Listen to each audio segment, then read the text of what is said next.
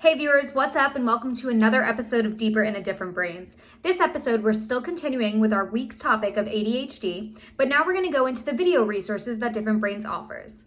Normally, I like to include one video for all of the video resources, but as ADHD is one of the bigger topics on our website, we have over 60 videos related to the topic. So in order to keep the videos short and sweet and to the point, we're going to separate them, and today I'm only going to go over all of the Week in Neurodiversity videos that we offer on ADHD. Let's kick things off of the Best of Week in Neurodiversity 2018, where a former NFL player, DeMarcus Ware, teamed up with Snoop Dogg and Singing for Superheroes to create a song to help children with ADHD. Be together forever, did you hear what I say? Cause I don't plan on doing nothing but the things you aspire. Set your goals even higher. They don't know. Say they don't know how we get at. You go through. You've been through it all. That's what it is. They don't really know.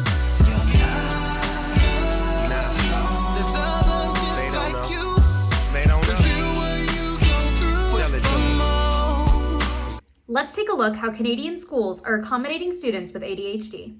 It depends on one's particular needs. For instance, me, I have access to a computer, and when, like here, I undergo an exam, I also get an extra 33% time bonus. This allows me to finish my work on time. Otherwise, I wouldn't be able to finish. It allows me to be at the same level as others. In the province of Quebec alone, the number of students requiring special accommodation due to attention deficit disorders has jumped from 2,000 to 6,000 in just 4 years. Over in Virginia, a counselor is looking to help children with ADHD unlock their own superpowers. I operate from a strength-based approach. I think that, for my story, that ADHD is a superpower, and there are things that I can do as an ADHDer that other people can't do, like juggle 2 businesses and a podcast and a marriage. Rivera opened ADHD counseling in the Roanoke Valley 2 years ago. Last year, he started exercise classes for kids with ADHD. The classes feature workouts and games, plus mindfulness to help kids calm down before they head home and tackle homework. Next up, researchers at USC have found a unique link between social media and ADHD. The Journal of the American Medical Association report tracked 2,500 10th graders over 2 years. It found those most addicted to social media sites were 53% more likely to develop ADHD symptoms, and frequent texters were 21% more likely to show symptoms compared with infrequent texters. In Illinois, a day camp is helping children with ADHD.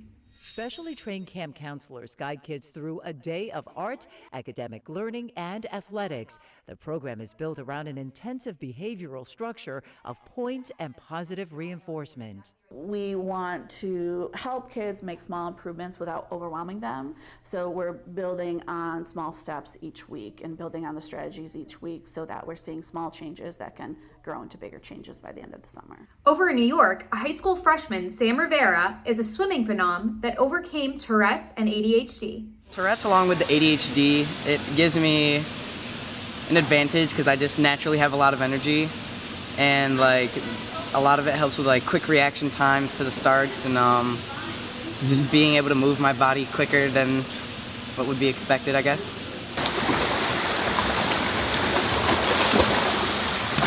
When it comes to swimming, it's my secret weapon. Yeah. In Massachusetts, a man who was diagnosed with ADHD at the age of 4 has opened a boxing gym to help children who are facing the same challenges. Ray's brand new gym, Glove Dynasty Boxing Club, is helping him reach another goal. Work with kids who like myself, who always had a lot of energy and a lot of skill, but never really had a direction to put it in. He says boxing is the perfect sport for children who struggle to stay focused. Involve everything, their full body and their brain, so it leaves them no room to get distracted. Kaya Stone is an Oxford University graduate who is diagnosed with dyslexia, dyspraxia, and ADHD, and is looking to change the way people view learning disabilities. I would write stories for myself, and I would draw and I'd paint, and I'd have these projects where I got to decide what was right.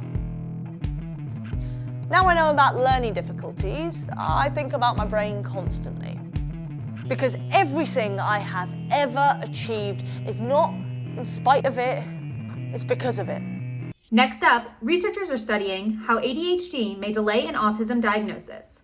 Geraldine Dawson says we don't know why the conditions tend to overlap, but she says children with both may get a delayed autism diagnosis. In fact, those children are 30 times more likely to be diagnosed with autism after age 6. So researchers at Duke University are conducting a study that focuses on early detection. Now let's take a look at how Ferdinand the Bull is being used to advocate for children with dyslexia and ADHD. Kids with learning and attention issues like dyslexia and ADHD are misunderstood too. Take the time to understand. Best plan ever! With the right support, everyone can reach their full potential because you can't judge a bull by his cover. Next, we are showcasing various celebrities such as former pro wrestlers, Olympic gold medalist Simone Biles, and Lieutenant Governor of California as they talk to children about growing up with ADHD and dyslexia. I've never been comfortable with it. I've just overcompensated and have learned to develop other skills. You're creating what you want to do. You can do anything. That's the most important thing I could say to you. Do you write your speeches, or you do totally improv? I don't write. I'll read, I'll underline, and I'll break it down into smaller pieces. For every 1 minute I give a speech, there's close to an hour of preparation. As reducing stress is something we all try to do every single day, ABC News highlighted how fidget spinners may help students with ADHD reduce their stress levels. Well, Kumar says that she has indeed seen some evidence of this. Many children feel it's calming to keep their hands busy. And a 2006 study about stress balls helps to back this up. It found that, well, some students had longer attention spans when they were able to squeeze a stress ball while they learn. What it really comes down to is thinking about where it's appropriate for the kids to use them. Now, as fidget spinners may have been a huge trend for students with ADHD, this 19-year-old found a different approach to reducing his stress. Therapy for me. I have a hard time sitting still, and when I was little, my biggest problem was idle hands. The second I was sitting still, I was a troublemaker. And for me, yo-yoing is definitely a therapy. It's definitely a way of me getting energy out that just kind of builds up inside me. Now, as reducing stress is pretty high up on the list of things that everyone likes to do, struggling with schoolwork is also a major thing for students with ADHD. This 13-year-old, who has Asperger's and ADHD, created a portable study aid for him and his peers.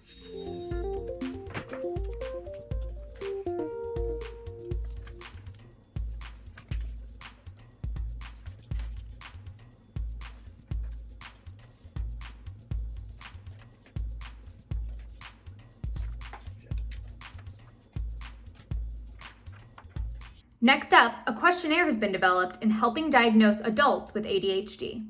Recently, doctors released a list of 6 questions that will help diagnose an adult with ADHD. The survey is based off a point system, and they believe if someone scores higher than 14 points, they will need to be tested. Over in Ohio, a parent has created an app that will help students with ADHD stay focused. A Cincinnati father of 3 with kids who have attention deficit hyperactivity disorder has created an app, and he says it's the first task management system for ADHD families.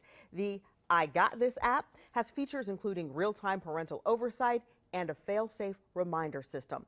Developer Richard Schramm told me this afternoon that it really is an app that will free parents from all that nagging, something his kids call digititis. Another approach to helping students stay focused in school, action-based learning, has been shown to be very successful. Let's take a look. Knowing that our school had a history of being low performing, I knew that we had to think outside the box. She found action-based learning. She showed us this lab where kids were moving, balancing, and dancing while learning math. Next door, the younger kids are pedaling away. They were building letters, problem solving, and reading. In a classroom, we saw more kinesthetic desks with pedals, and kids learning while wiggling in their chairs. They're able to focus a lot longer and concentrate. Next up, the Today Show discusses identifying ADHD in your children. You're often going to find that there's recurring patterns of avoiding homework, losing assignments, forgetting to bring something home with them from school, forgetting to take something to school. Dr. Kaufman diagnosed Lynn's 2 oldest boys with ADHD. Today, they're on medication and able to focus much better in school. You just have to realize we'll get through this, my child will be okay, and it'll really help them when they're older. They'll have more energy, they'll be maybe more creative. This next clip shows a study that introduced a new approach to treating ADHD. Specifically, are we learning from this new research in layman's terms, of Yeah, well, so this is looking at a different pathway. We have pathways in our brain, the way that our brains communicate, and the parts of our centers that are in charge of doing this and in charge of doing that all coming together. And this is looking at glutamate. So it's entirely a different pathway than they've been focused on before.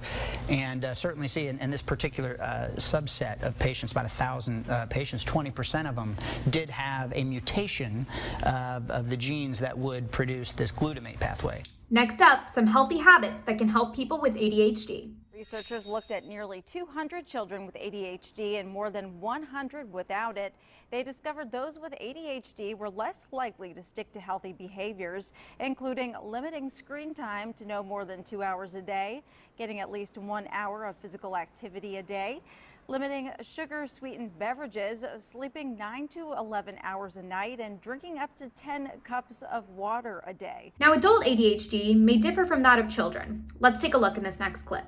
Over 67% of the children who had ADHD at age 18, according to one of the studies, did not have it as a child. When they were children, they had strong support systems, so they could compensate for these problems. So they probably had it, but were able to get by. Yes, and that's sort of how most people would explain it, most of the sort of mainstream field. But these researchers said that another possibility is that these are completely different syndromes. A success story of twins that managed to turn their ADHD into something positive and ended up making millions.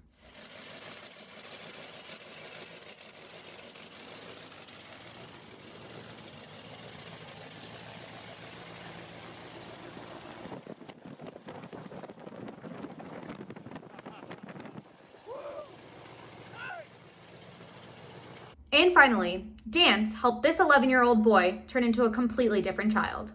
It was as if God whispered and said, we need to find something useful and productive to use all of this energy. He is a different person. Now, I know that was a lot of information for today, but those are all of the week in neurodiversity clips that Different Brains offers on the topic of ADHD. If you have any questions, please feel free to comment down below or DM us or email us and contact us through our website. We love all the interaction from the community and we want you to be as involved as possible. That's all we have for you today. Make sure you stay tuned for our next episode where we highlight all of the Exploring Different Brains interviews that we have on the topic of ADHD.